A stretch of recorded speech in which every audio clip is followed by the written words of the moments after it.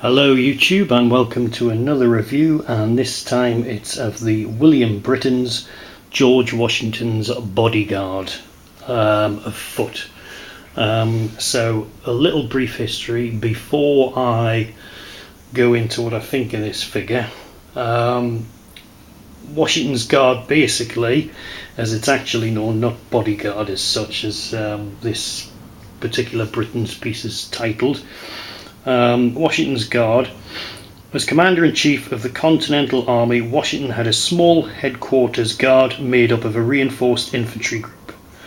It was well trained and led from the beginning, and as time went on, selection process became more stringent. The primary duties of the guard were to protect Washington's person and baggage, as well as protect the headquarters.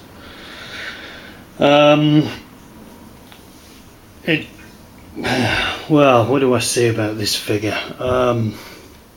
Basically, it looks good.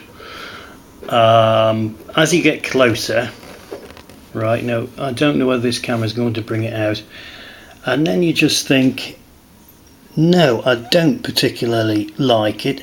His face is actually not bad.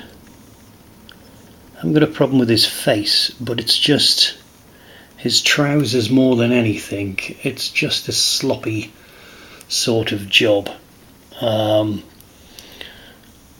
I was disappointed with this one. It could have been done a lot better, and to me they just, I don't know, obviously these are painted individually, so what you might get is I might just have one that maybe just isn't up to scratch, but I was less than impressed with this one. The creasing on his pants is not particularly well done. It's just sort of a bit of paint slapped on. The sculpt itself has got the creases, but then they've tried to accentuate it a bit with a bit of a wash, and it doesn't quite work.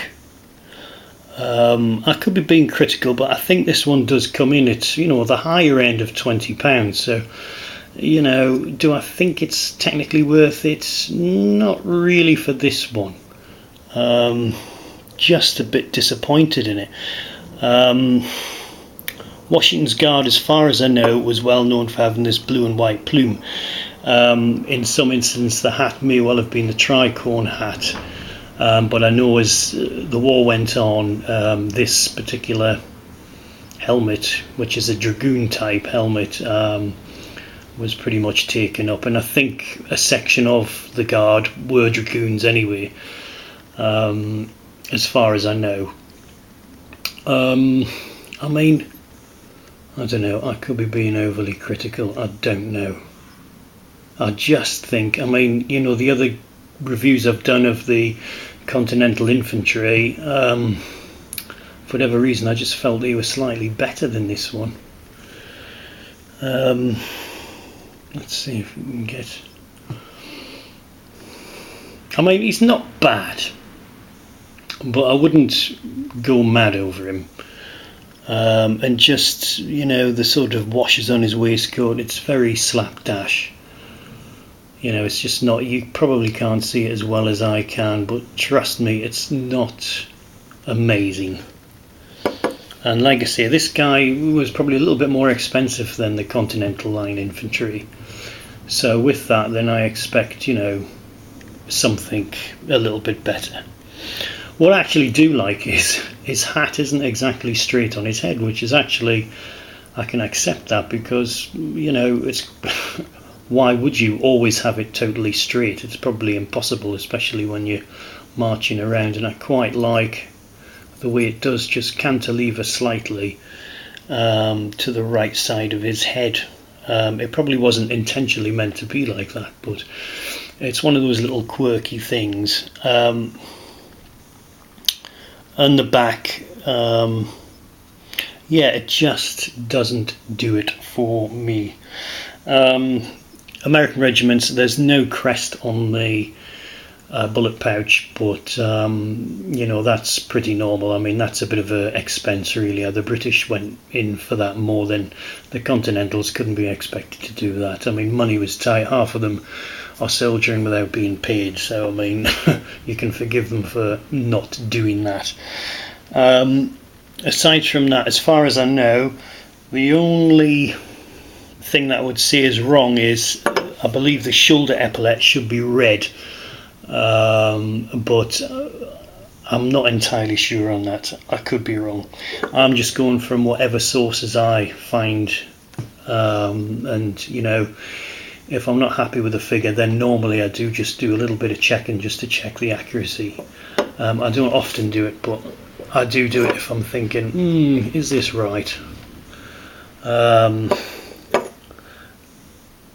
Yeah, I mean, it's not bad, but it's not.